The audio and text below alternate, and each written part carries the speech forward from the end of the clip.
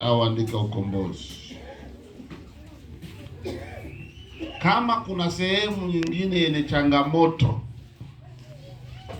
katika nyumba za ibada, ni hiki kitu kinaitwa ukombozi. Nini? Ukombozi. Hapo ndipo unaonaga paka ushirikina unafanya. Paka nini? Yaani wewe unaumwa, alafu unaambiwa nunua mishumaa mitatu, tutaanza kuiwasha mpaka izimike ndio unapona. Kweli?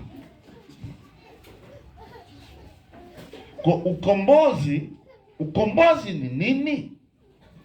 Ukombozi ni mtu kutoka kwenye mateso fulani au shida fulani na kuwa huru, au kwenye utumwa fulani na kuwa nini? Huru. Bwana Yesu asifiwe.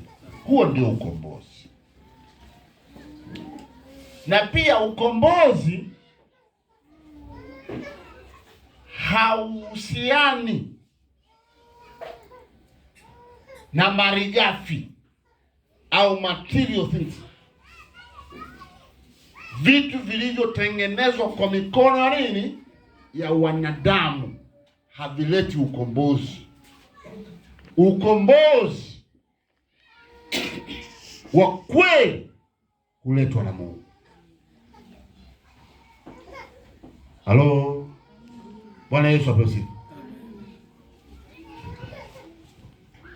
Kuna watu tunaangukia kufanya matambiko ya kiroho badala ya ibada ya ukombozi. Ibada ya ukombozi nimesema inamuhusu Mungu, inahusu damu ya Yesu, inamuhusu Yesu, inahusu Roho Mtakatifu na neno lake. Watu wamefundishwa na kukalilishwa kwamba ibada ya ukombozi ina sura fulani. Walishindwa kumsikiliza Mungu mkombozi, wakasikiliza maudhui na maazimio au maandiko yasiyotokana na Mungu. Chanzo cha ibada ya ukombozi ni Mungu, lakini kiko kitabu ambacho kimeandikwa, mtu anaanza kupeleleza vitu fulani kwamba ni ukombozi. Au ukitoa sadaka ya mzaliwa wa kwanza, familia yako itakombolewa. Watu wametoa sio tu sadaka ya mzaliwa wa kwanza mara moja, wametoa. Kila mchungaji anayekutana na huyo mtu, kama familia ina mateso, anaambiwa toa sadaka ya mzaliwa wa kwanza. Ndipo afanyaje?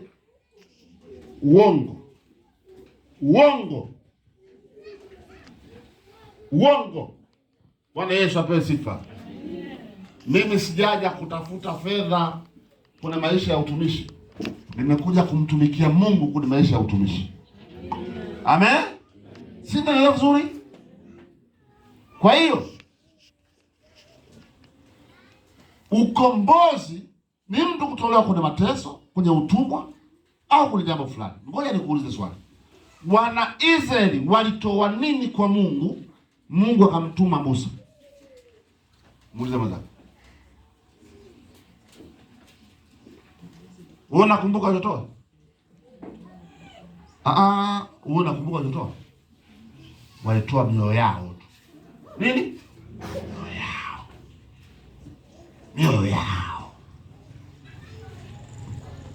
Mungu akamtuma Musa. Mimi nimetumwa kwako